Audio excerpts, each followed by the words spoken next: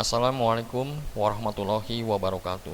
Salam jumpa kembali dengan saya Subur Santoso di channel SS Math, channel pembelajaran yang mengedepankan proses. Dan bersama saya kali ini kita akan membahas fungsi kuadrat bagian yang ketiga dengan materi bagaimana cara membuat sketsa atau menggambar grafik fungsi kuadrat. Namun sebelumnya jangan lupa untuk subscribe dan membagikan video ini agar memperoleh pemberitahuan video saya selanjutnya, dan juga untuk membantu pengembangan channel ini sehingga dapat memberikan manfaat bagi banyak orang. Baik, kita mulai saja dengan satu soal saja di sini yang dibahas nanti ya.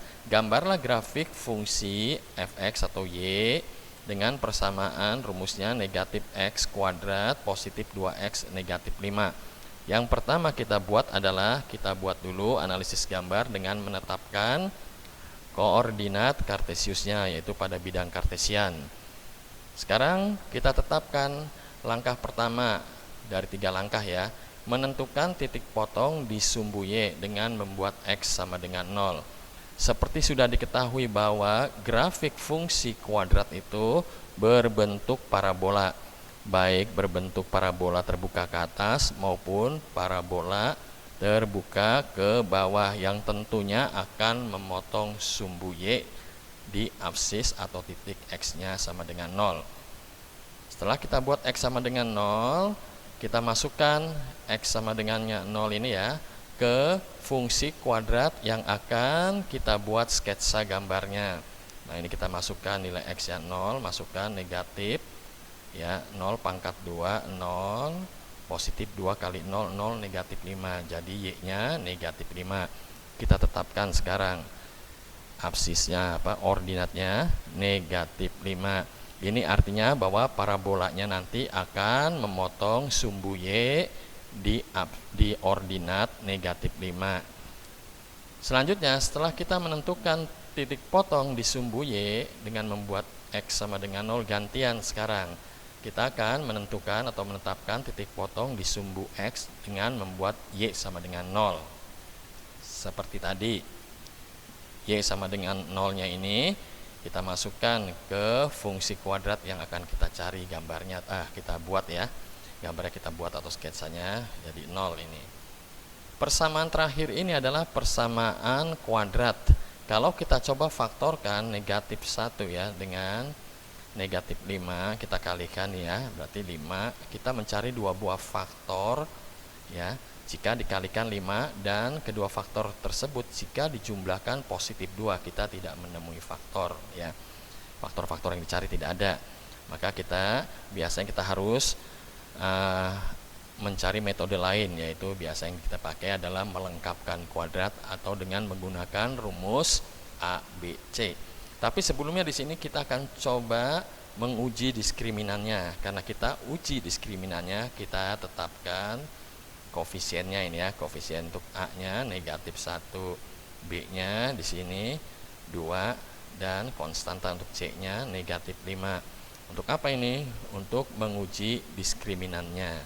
Nah, rumus diskriminan adalah B kuadrat negatif 4 kalikan AC. Nah, B-nya 2 pangkat 2 ya, negatif 4 kalikan A-nya negatif 1 dikalikan negatif 5 positif. Positif kalikan negatif negatif jadi 4, negatif 20 menjadi diskriminannya bernilai negatif 16. Dan negatif 16 lebih kecil daripada 0. Maka dikatakan tidak mempunyai penyelesaian bilangan real atau nilai x yang memenuhi tidak ada. Ini sama saja artinya dengan parabola yang akan kita gambar atau kita buat sketsanya tidak memotong di sumbu x. Barangkali ada yang ingin mempelajari kembali bagaimana kaitan antara diskriminan dengan persamaan kuadrat, bisa dilihat video saya sebelumnya di link channel di link berikut ini. Ini linknya ya. Baik, kita lanjutkan. Karena parabola yang akan kita gambar ini tidak memotong di sumbu x, kita masuk pada langkah berikutnya, yaitu langkah ketiga, menentukan titik ekstrim atau titik puncak parabolanya. Ini sebagai absis puncaknya, ini sebagai ordinat puncaknya. Absis puncaknya ini mempunyai persamaan negatif B per 2A, dan ini merupakan sumbu simetris yang membagi parabola menjadi dua bagian yang sama besar ya, sebelah kiri dan sebelah kanan. Lalu untuk yang Y, atau kita katakan sebagai ordinat puncaknya, mempunyai persamaan negatif diskriminan per 4A. Ini bisa bernilai maksimum dan juga bisa bernilai minimum, tergantung dari parabolanya ya. Kalau pada bagian yang kedua, yang video saya sebelumnya itu parabolanya terbuka ke atas, jadi dia nilainya Y-nya minimum ya. Selanjutnya kita lihat sekarang yang sedang kita gambar ini. Nah, sekarang kita tetapkan sumbu simetrisnya ya, ini A-nya ya, B-nya, lalu C-nya, sumbu simetris yaitu mempunyai persamaan negatif B per 2A. Ini bertindak sebagai apsis puncaknya ya, tinggal kita masukkan saja ya. B-nya 2, lalu ini negatif per 2 kali A-nya negatif 1, sehingga sumbu simetrisnya ini di apsis 1. Nah, ini di apsis 1 ya. Kita buat aja garisnya, garis simetris. Lalu kita tetapkan kembali masih langkah ketiga, yaitu untuk ordinat puncaknya. Persamanya ini ya, negatif diskriminan per 4A. Kalau kita tidak mau menggunakan ini, kita bisa langsung saja mensubstitusikan atau memasukkan nilai apsis puncaknya atau sebagai simetrisnya tadi kita peroleh 1, kita masukkan ke ini fungsi kuadrat yang sedang kita gambar ya, atau kita buat sketsanya, masukkan 1 ya, ini jangan lupa kuadratkan dulu. 1 hasilnya negatif, jadi negatif 1 ditambahkan 2 kali 1 2, negatif 5, negatif 6, positif 2 hasilnya negatif 4.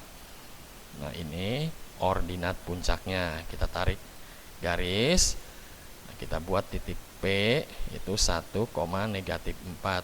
Nah, inilah merupakan titik ekstrim atau titik puncak parabolanya. Selanjutnya bisa kita tarik parabola yang menghubungkan titik negatif 5 dan titik puncaknya P 1, negatif 4. Inilah grafik fungsi kuadrat Y negatif X kuadrat ditambah 2X negatif 5 terbuka ke bawah dan mempunyai titik maksimum 1 dan negatif 4, dengan 1 merupakan sumbu simetris sedangkan negatif 4 merupakan nilai maksimum. Demikian penjelasan saya, mohon maaf jika banyak kekurangan baik dalam kalimat maupun teknis penjelasannya. Terima kasih yang sudah mensubscribe video ini dan terima kasih untuk Bandicam. Terima kasih juga semua saja yang telah menyaksikan video ini. Assalamualaikum warahmatullahi wabarakatuh.